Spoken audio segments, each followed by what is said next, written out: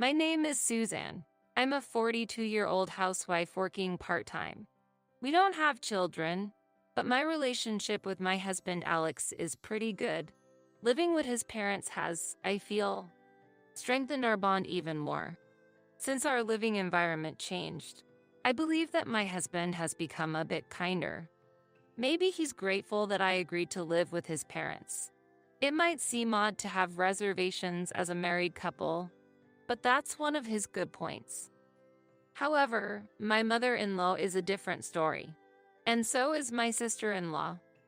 Suzanne, your socks are torn. You should be more careful about your clothing. As I was relaxing in the living room on my day off, my mother-in-law pointed out a hole in my sock. You're right. I need to throw these away. I quickly took off my socks, but my mother-in-law laughed mockingly. Wearing torn socks, Suzanne? What kind of family did you grow up in? Or do you not have money for new socks? Even though you don't have children and you're working so hard. Not noticing the anger in my face, my mother-in-law lifted her shopping bags happily. Anyway, look at this. I bought new clothes and accessories for a trip with Michelle. Michelle is my husband's sister, my sister-in-law. Mother-in-law, haven't you always said not to waste money? You can't wear old-fashioned clothes when going on a trip. Torn socks are obviously out of the question. And it's not just any trip. It's to thank my late father. My father-in-law had been a successful businessman and passed away soon after retirement. It's true that he left a substantial inheritance. Some of it should have gone to my husband, but my mother-in-law took his portion, increasing her own share. My husband only inherited a small piece of rural land that his father had bought as a part of his hobby. My mother-in-law's comfortable life is thanks to my husband's good grace. I wonder if she understands that? Suzanne, do you really think you have a right to complain about someone else's shopping? You're living here without paying rent. My sister-in-law visits the house almost every weekend. She butted in on our conversation during her visit. Do you think my mother's spending reduces the inheritance? Unfortunately for you, she's just spending her own money. In addition to my mother-in-law, my sister-in-law is also problematic. My mother-in-law is just sarcastic, but my sister-in-law is worse, directly harassing me many times. Suzanne, doesn't your stew taste terrible? She comments on my dinner, tasting and then complaining. How could you serve such salty food to our mother? What were you thinking? Is it salty? It doesn't seem so to me. I'm not asking for your opinion. If I say it's salty, then that's the fact. My sister-in-law then grabbed the stew dish and headed straight to the kitchen. Unbelievably, she threw the stew into the sink. Not just the dish, but all the remaining stew in the pot, too. What are you doing? I was going to serve that for dinner when my husband comes home from work. Eating such a salty stew could make Alex sick, too. I threw it out for the family's sake. Since you're just staying here, not doing anything else, you should cook better meals. My mother-in-law ignored Michelle's harassment and looked away. This is really awful. Alex and I do live here, but there's a valid reason for it. That's right. You're living here to save on rent, aren't you? Just squatting here. But taking over this house as if it's your own, that's out of the question. It's not acceptable. Michelle always shows this kind of hostility towards me. She carelessly throws away my cooking, deliberately breaks my belongings, or accidentally disposes of them. Of course, my mother-in-law doesn't react to these things. She says nothing, even when Michelle does something terrible. This kind of behavior happens only when Alex is not around. She knows that the problem would escalate if Alex were here. I've thought about telling Alex about Michelle's behavior, but I don't want to trouble him, so I keep quiet about it. Maybe Michelle feels insecure. She might worry that us living in this house could affect the inheritance distribution when my mother-in-law passes away. I don't think there's any need to worry about that, and I had faith that someday she would understand. But maybe I'm too optimistic. One day, something unbelievable happened. On a holiday, while my mother-in-law was watching TV and I was cleaning, the doorbell rang. "Yes, please come in." "Sorry to keep you waiting. We're the movers." A young man's voice came through the intercom. "Movers? We don't have any moves scheduled. Are you sure you're not mistaken?" As I opened the door to talk, the movers suddenly entered the house, bringing in many boxes. "What is this?" "We're here to deliver your items. Please check the delivery slip." Holding the delivery slip, I was shocked to see it was indeed addressed to our house. Seeing the sender's name, I was astonished. It was Michelle's name. "Mother-in-law." I quickly asked the movers to stop and inquired about the situation with my mother-in-law. "What's going on? Is Michelle moving in here?" My mother-in-law looked away and up at the sky as she answered. "Oh, well, I forgot to tell you. Truthfully, Michelle is moving into this house." "What?" My mother-in-law continued explaining in an indifferent manner. "Michelle's been divorced, so she lost her place to live and decided to move here. Really, her husband is so petty. Just for buying a few branded items, he kicked her out and asked for divorce. Michelle's husband, my brother-in-law, as far as I know, isn't the type to consider divorce over a few branded purchases. So the branded items Michelle bought must have exceeded his tolerance limit. Regardless, Michelle's divorce and having to move out are her problems. We will have a different issue if she comes to live in this house." "Mother-in-law, why didn't you discuss this with us earlier? Does Alex know?" "He doesn't know. I knew he would object if we talked about it." "Of course he would. What are you talking about? Even if Michelle comes here, we don't have spare rooms, do we?" "About that." Suddenly, there was noise at the front door. "Oh, the luggage is here already? Then hurry up and bring it in. It's in the way if you just leave it at the entrance. Please, keep working quickly." Michelle appeared with the movers. "Michelle, what is this about? We weren't informed about any sudden plans for you to move in. It was decided suddenly. Of course, my mother knows about it. If the owner of the house agrees, then there's no problem." The owner of the house is indeed my mother-in-law, but making such a decision suddenly without the rest of the family's consent is unacceptable. And why can't I return to the house I was born and raised in? You're just an outsider. You're just living here as Alex's wife. Still, it's a problem if you suddenly show up. We don't have enough rooms. Where do you plan to stay? Obviously, I'll use your bedroom.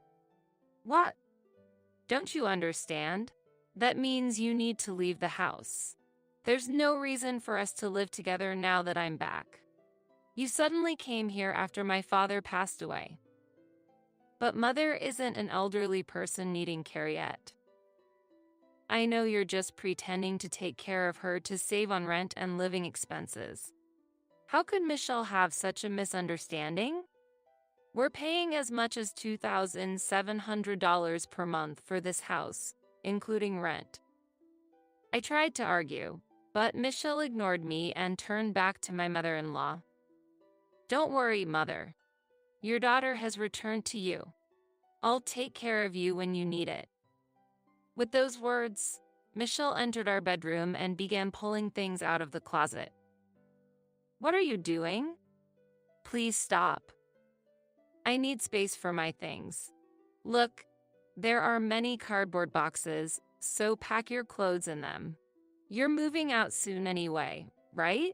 Using these boxes is quite eco-friendly. Moving out? Yes, unfortunately, your freeloading days end here. I'm going to live here with my mother from now on. Freeloaders who don't pay rent should leave. Michelle grabbed a travel bag from the closet and threw it at me. Now, pack your things in that bag. Michelle pointed and laughed at me. The pain from the bag hitting me was nothing compared to the anger boiling inside me. Fine. I'll discuss it with Alex and leave as soon as possible. In my mind, I wanted to warn Michelle and the mother-in-law of the consequences that would fall upon them. But seeing her smug face, that thought flew away. It was time to reveal the truth. Please, don't regret this. There's no way I'll regret it. Once you leave, I'll be able to begin a peaceful life with my mother. Ignoring Michelle, I stood up and walked out of the front door. I then immediately contacted Alex. Hello, Alex. The time has come to put our plan into action. Pretending to be submissive, I had actually been preparing to give Michelle and my mother-in-law a taste of their own medicine. 3 months later, Alex and I were spending a peaceful holiday together in our new apartment for the first time in a while. Suddenly, Alex's phone started ringing. Hello. Yes. Alex. It seemed that the caller was Michelle, Alex's sister. Her voice was so loud that we could hear her clearly without even using the speakerphone. What's going on? Mother's bank account is empty. I can't believe it. Did you take her money while living with her? Michelle's voice was filled with anger, but Alex remained calm as he responded. Please don't say such groundless things. You know that's not possible. Then why is the money gone? What happened to the inheritance from Dad? So that's it. Michelle completely misunderstood the situation. Looking at Alex, he seemed to be thinking the same thing. Michelle, where did you get that idea? Mother never had much money to begin with. What? The family home and land are valuable, yes, but she had almost no financial assets. When we settled the inheritance, our mother got the house. I got some old house in the countryside, and you received the rest of the financial assets. But there should have been some money left. There was a little, but Mother spent almost all of it. This was the truth. Like Michelle, who went on a shopping spree with branded goods and got divorced, my mother-in-law was also quite a spendthrift. Having land and a house doesn't help if you lack the cash for daily expenses. My mother-in-law, being a housewife, would quickly deplete any small savings with her spending habits. That's why we managed her living expenses while living together, keeping a close eye on her extravagant spending. But it seems that Mother spent her savings on buying herself luxuries. Money is not bottomless. It is bound to run out eventually. That's a lie. I heard that Mother said she let you live with her because you had a poor income. She was letting you stay for free. I don't know what Mother said, but that's all a misunderstanding. We paid all the living expenses and utility bills while living there. Susan has kept the household accounts. We can show them to you anytime. So that's how it is. Michelle probably believed that living with her supposedly wealthy mother would secure a stable life for her after divorce. But from now on, Suzanne and I don't have to worry about taking care of my mother since you've taken on that responsibility. Wait, hold on a second. You said it yourself, Michelle. We're not needed anymore. So the house's utility bills and the property tax I've been paying will now be your responsibility. How my mother-in-law, with no savings, will pay the substantial property tax in the future will be interesting to see. But I don't have that kind of money. What should I do? Why don't you sell the house? I took the phone from Alex and made the suggestion directly to her. Despite all the awful things she had said and the harassment we received, I couldn't hold back from speaking to her. It would fetch a good amount. That way, you won't have to worry about property tax, and you'll have cash on hand. Just remember, if spendthrifts like you and Mother get a large sum, it might disappear quickly. What an unbelievable suggestion. If we sell the house, we won't have a place to live, right? As I looked out at the night view from the high floor of our apartment, I smiled softly. Maybe, but that's not our problem. You may very well have to sell the house and live in a smaller apartment. Either way, we'll be here on the top floor of a tower mansion, enjoying the beautiful night view. A tower mansion? What are you talking about? Michelle sounded surprised. Yes, we moved, just as you instructed. And not just anywhere, but to the top floor of the latest tower mansion in a fantastic area of New York. What? After being forced out of our house by Michelle, we had temporarily lived in a small apartment. But then we found and bought a tower mansion in New York. It was quite a distance from our previous home and conveniently located for saving commuting time. How do you have such money? Did you use up our mother's inheritance? Not at all. The old house in the countryside that Alex inherited from his father sold for a surprisingly high price. That old house. Why? Michelle sounded shocked. She couldn't imagine that an old country house could be valuable. Didn't you know about the new bullet train line? Alex's father's land was near the new station and became part of a major development, causing the land value to soar. It was land we had no use for, so we sold it immediately. We got a much higher price than expected. We're really thankful for his father's foresight. If it sold for so much, you should share that money with us. But when we were settling the inheritance, you agreed that the land was worthless, didn't you? You said you didn't need that rural land because it had no value.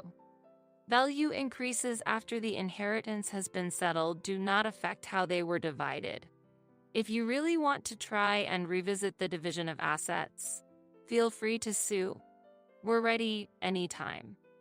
Michelle fell silent. She probably realized she couldn't win in a lawsuit.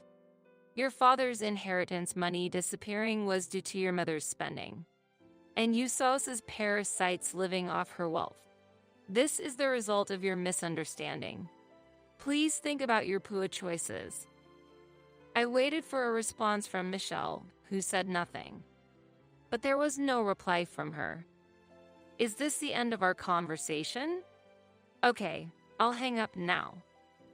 After ending the call, Alex turned to me, looking apologetic.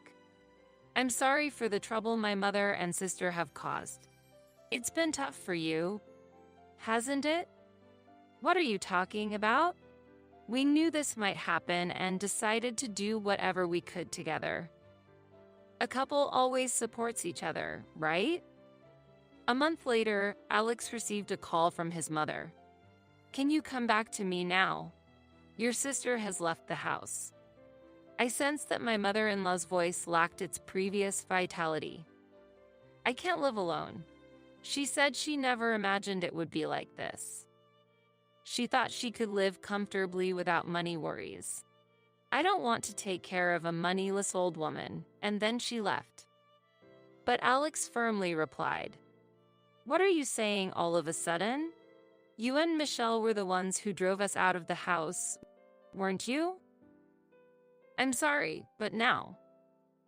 It's too late. Let Michelle take care of you. We're not getting involved with you anymore. If you can't make ends meet, consult a public agency. I won't help you anymore. With those words, Alex hung up the phone and blocked the contact details of his family home. We don't regret cutting ties with Michelle and my mother-in-law. The same goes for Michelle, who is now missing. Whether they become PUA or accumulate debt, it's their problem, not ours. We have no obligation to extend a helping hand to them anymore. My hope is to continue a peaceful life with Alex. free from the troubles of his mother and sister. My daily routine is hanging laundry on the balcony of our tower mansion, checking if there are any torn socks. This is the happiest life for me.